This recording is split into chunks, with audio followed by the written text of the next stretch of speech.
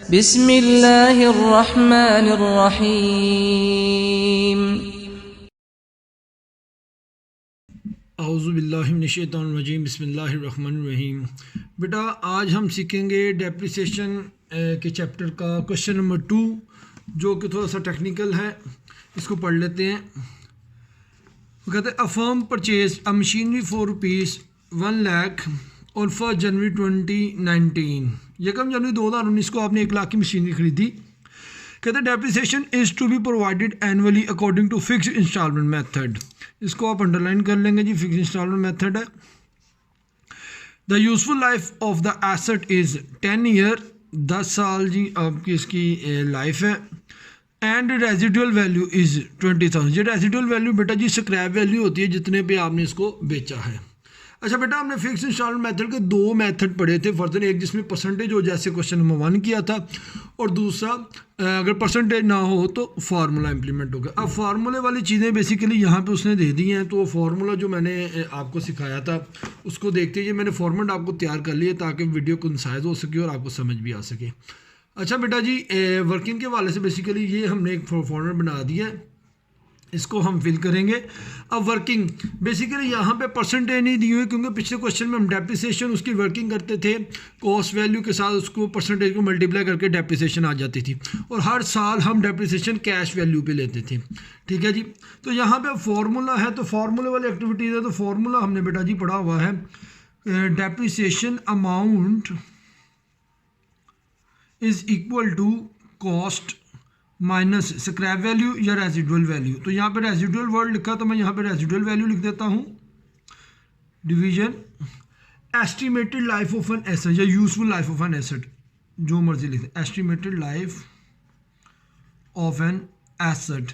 अब बेटा ये देखिए उसने सारी चीज़ें दी हुई हैं, ये हम फार्मूले में फिल करते हैं। कॉस्ट जो हमारे पास आई हुई है मेरे बेटे वो है 1 लाख की, हमने मशीनरी खरीदी है। रेजिडुअल वैल्यू उसने हमें 20,000 दी हुई है, ₹20,000, डिवीजन एस्टिमेटेड लाइफ उसने 10 ईयर दी हुई है। तो मेरा बेटा जब हम इसको सॉल्व करेंगे तो ऑब्वियसली ये आपके पास ₹80,000 डिवाइडेड बाई 10, और जो डेप्रिसिएशन का अमाउंट मेरे बेटे यहाँ पे आ जाएगा वो आ जाएगा ₹8,000, यानी कि आप हर साल डेप्रिसिएशन का अमाउंट 8,000 लिखेंगे। अब बेटा जी ये आप वर्किंग ऐसे करेंगे, बोर्ड में भी ऐसे करेंगे, इस वर्किंग के मार्क्स होंगे, क्योंकि यही वर्किंग बेसिकली आपको रिप्रेजेंट करवा रही है कि डेप्रिसिएशन का अमाउंट कितना चार्ज करेंगे। तो बेटा अब हम डेप्रिसिएशन का अमाउंट चार्ज कर लिया है, अब यही अमाउंट हम बेसिकली ऊपर हम मेंशन करेंगे। अब सबसे पहले हमने पढ़ा जी एसेट की जो वैल्यू है वो मशीनरी कब खरीदी, 1 लाख। तो मैंने कहा जब भी एसेट खरीदेंगे कैश के साथ डेबिट, आगे वाले सवाल में जब भी एसेट बेचेंगे कैश के साथ क्रेडिट कर देंगे। ठीक हो गया जी। तो बेटा जी हमारे एसेट की वैल्यू है 1 लाख, 1 लाख का एसेट ले लिया। अब ये हमने डेट मेंशन की उसने 1/1/2019, तो बेटा सीधा हम ईयर एंड पे जाएंगे, तो 31/12/2019 पे हम डेप्रिसिएशन का अमाउंट लिख रहे हैं 8,000 रुपये यहाँ पे जी, 8,000 मेरे बेटा हम यहाँ पे लिख रहे हैं। अब ये 8,000 कहाँ से आया, आप यहाँ पे बोर्ड में भी ऐसे करिएगा जी, आपके मार्क्स बिल्कुल नहीं कटेंगे। W1 यहाँ पे आप वर्किंग की है तो W1 का रेफरेंस दे दें कि आपने वर्किंग 1 की है। जब वर्किंग 1 का रेफरेंस हो जाएगा तो ऑटोमेटिकली उसे पता चल जाएगा कि ये जो डेप्रिसिएशन का अमाउंट है 8,000 यहाँ से लिया गया। तो इस तरीके से जब प्रॉपर सॉल्व करेंगे तो इंशाल्लाह ताला आपके पूरे मार्क्स आएंगे। अच्छा बेटा जी, अब एज इट इज जैसे प्रीवियस, बड़ी साइड का टोटल दोनों साइड पे, डेबिट साइड हमेशा यहाँ पे बड़ी होगी, तो 1 लाख में से 8,000 माइनस करें तो मेरा बेटा आपके आ जाएगा जी 92,000। ठीक है मेरे बेटे। अब इसी तरीके से अब यही बैलेंस यहाँ पे आ जाएगा 92,000। अब 92,000 बेटा जी अगला साल आ गया, उसी साल अगले साल के एंड पे आ जाएंगे, जैसे year start year and, year start year and, ऐसे चलेंगे। अब ईयर एंड पे आ जाएगा इसी तरीके से एज इट इज़, क्योंकि स्ट्रेट लाइन मेथड है तो यही यहाँ पे भी आप W1 का रेफरेंस देंगे, तो मेरा बेटा डेप्रिसिएशन का अमाउंट 8,000 लिख दें। अब बड़ी साइड का टोटल दोनों साइड पे लिख दें 92,000। अब बेटा इसमें से ये माइनस कर दें तो ऑब्वियसली आपका यहाँ पे आ जाएगा 84,000। यही बैलेंस अगले साल का ओपनिंग बैलेंस है, बैलेंस ब्रॉट डाउन में आ जाएगा 84,000।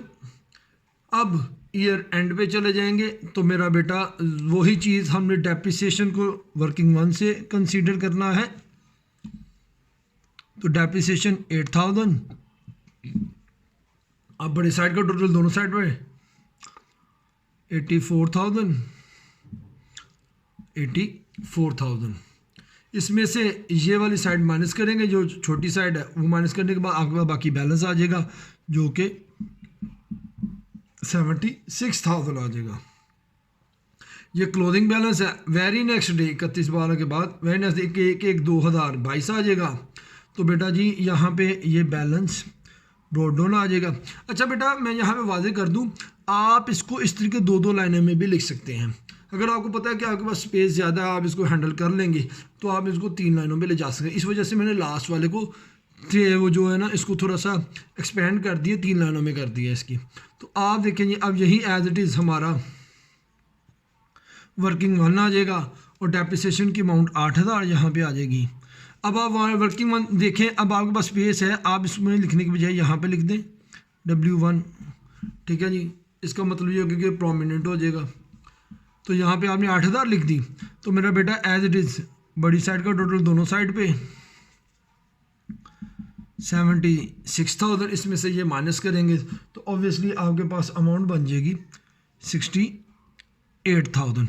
मेरा बेटा इसके बाद यहाँ पे उसने कोई ऐसी एक्टिविटी नहीं की ही या ना लिखी है कि हमारा एसेट इतने साल बाद बिक गया है जो भी वटएवर।